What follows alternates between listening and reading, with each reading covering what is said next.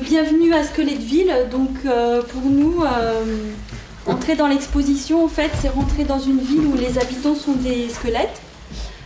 Donc, on va y trouver différents magasins, lieux, où on pourra faire des ateliers, où en fait, on va s'interroger, on va interroger notre rapport au corps et notre rapport au squelette. L'univers, en fait, on a imaginé l'univers de l'expo qui soit un univers un peu des morts vivants ou des films d'horreur ou des films de Tim Burton.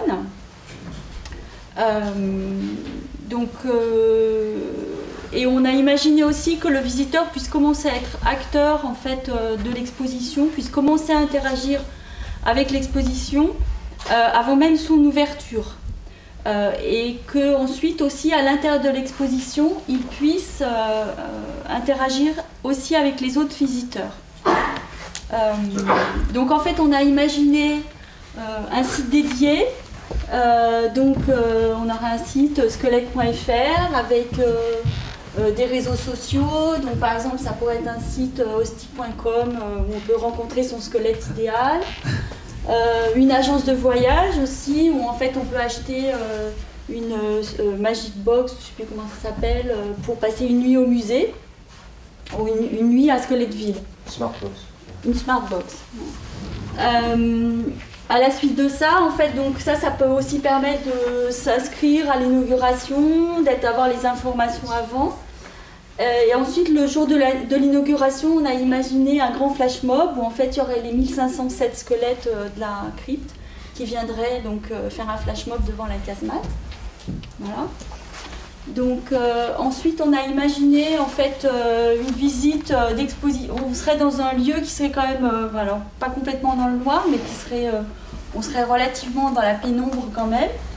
Et on pourrait avoir une entrée dans l'exposition avec peut-être des sons, des bruits, des petits squelettes qui s'allument, voilà, des petites choses avec des capteurs de mouvement, des choses comme ça qui permettraient d'animer un peu, de se mettre en situation avant de rentrer dans la ville. Donc après, on rentre dans la ville, alors on va trouver un plan, puisque quand on arrive dans une ville, on regarde le plan. Et puis un plan de ville interactif, en fait, où on peut choisir de se faire guider. Donc c'est pas suivez le guide, c'est suivez le gant. Donc ça peut être une main qui va se déplacer, enfin qui va nous indiquer une main au sol, qui va se déplacer et nous dire, en fonction des différents lieux où on a choisi d'aller, qui va nous dire comment se retrouver dans l'exposition. Donc on va retrouver différentes boutiques, puisqu'on est à Squeletteville, il y a des boutiques, et donc dans chacune de ces boutiques ateliers, on va pouvoir faire différentes activités. Donc la première, par exemple, c'est l'opticien. Donc chez l'opticien, en fait, on va trouver il y aura des lunettes spéciales, et éventuellement avec de la réalité augmentée, donc qui peuvent permettre, par exemple, de regarder les autres visiteurs et de les voir, de voir à travers, peut-être de voir un squelette à la place du visiteur dans son entier. Qu'est-ce qu'il y a d'autre là? Ah oui, alors à côté, on a l'hôpital, donc l'hôpital, l'ostéopathe, où là on va pouvoir comprendre ce que c'est qu'un squelette, avoir différents ateliers où on va travailler sur les os. Dévoiler des éléments cachés, éventuellement voir des squelettes et les étudier. Voilà, donc là l'interaction par contre l'interaction, comme on va être, ça va être un endroit un petit peu obscur, l'idée, les interactions en fait ça va essentiellement aussi avec des lampes torches on va dire, et pour dévoiler l'information sur les squelettes, par exemple on va pouvoir directement en fait avec la lumière éclairer le squelette et avoir une information grâce à une projection des informations sur le squelette. Donc ça va être par exemple sa datation, ça va être ses origines, etc. Et plein d'informations comme ça. Voilà, donc ça se trouve au niveau de l'hôpital, on va dévoiler les éléments à partir de la lumière en fait. Voilà. Après, donc on a imaginé aussi la halle aux vêtements. Alors ça peut être une boutique en fait où on peut fabriquer ses propres vêtements.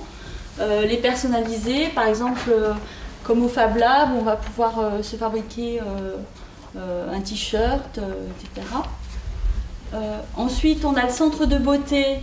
Donc, le centre de beauté, en fait, où avec des ateliers de type réalité augmentée aussi, on peut en fait voir comment les gens étaient habillés il y a 1000 ans, les gens qui venaient dans la crypte.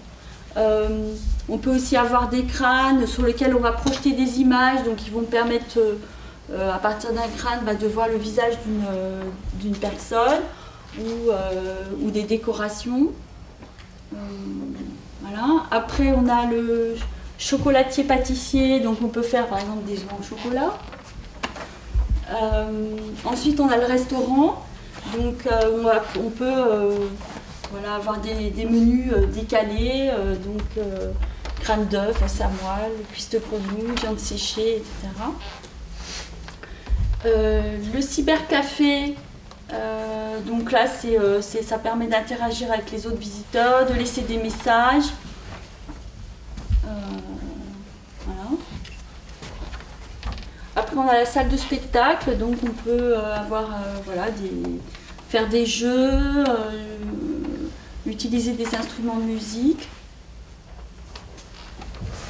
Ensuite, on a l'école. Donc à l'école aussi, on va pouvoir faire des jeux. Et puis il peut y avoir un jeu, par exemple, il peut y avoir un jeu plus pour les enfants. Où en fait, on a le principe du pendu. Donc c'est un pendu à l'envers. Et donc en fait, voilà, par exemple, on peut répondre à des questions. Et puis à chaque fois que si on réussit, le pendu, le squelette reste entier. Sinon, il perd des os. Voilà, donc ça peut être un petit peu comme ça. Et puis on avait imaginé aussi donc, le photomaton, et ça il y a plein d'équipes qui ont eu cette idée là. C'est le fait de pouvoir passer devant, de se positionner, c'est ce qu'on a vu hier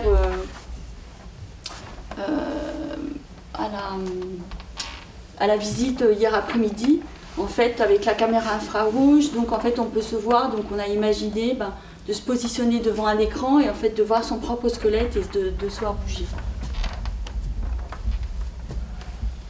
Voilà, donc en fait, comment dire, on s'est peut-être pas penché trop sur on a vraiment essayé de faire une scénographie, donc on voit une ville entière, mais en fait, il y aurait quand même, on laisse la liberté aux visiteurs de choisir justement dans quel ordre ils souhaitent visiter les places, donc ça c'est vraiment un choix qu'on a fait personnel. Après l'idée aussi c'est quand même d'avoir un côté un peu ludique avec, comme vous avez vu, tous les ateliers de création, de jeux, etc.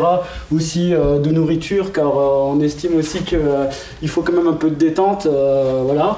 Et pour le culturel, donc là on parlait par exemple pour les crânes issus de la communauté Maya, etc. Donc peut-être revenir plus dessus avec des projections, en fait, comme les crânes, en fait, ils étaient peints de différentes manières, représenter justement sur ces crânes les motifs qu'il y avait à l'époque. Et voilà, donc après c'est un lien complètement avec l'école, puisqu'on utiliserait en fait le savoir qui a été acquéri au travers les différents ateliers pour arriver à la sortie justement à ce petit jeu de pendu qui est déjà localement, donc sur le site, déjà un petit challenge. Mais après, comme on est tous connectés en fait avec les réseaux sociaux grâce à Austic.com, on peut directement partir de son téléphone, on se crée un compte et en gros voilà, on peut se faire des défis pour savoir lequel qui est arrivé à répondre à plus de questions sans perdre tous ses os. Après on peut faire à la manière des jeux sur les smartphones, faire des achievements. Ça veut dire voilà, par exemple Mathieu a acheté une superbe veste, et ben voilà, les autres personnes qui ont visité le musée sont au courant, etc. Donc on voit que le visiteur est pas seulement spectateur, mais il devient acteur aussi bien avec les squelettes, puisqu'il va devoir interagir avec eux pour pouvoir avoir de l'information, mais aussi acteur avec les visiteurs, puisque le cybercafé qu'on appelait ici, c'est un espèce de livre d'or en fait numérique, et ils vont pouvoir laisser une trace comme si eux en fait ils devenaient squelettes, pour que les autres visiteurs puissent avoir leur avis justement, s'échanger des informations, peut-être expliquer des choses que les autres gens n'ont pas compris. Enfin bref, un vrai livre d'or, laisser son avis, etc.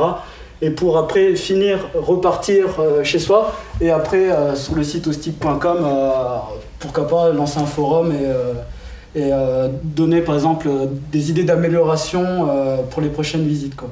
Donc il y a un travail en amont et en aval, et aussi pendant du coup. Voilà. 9 minutes 57.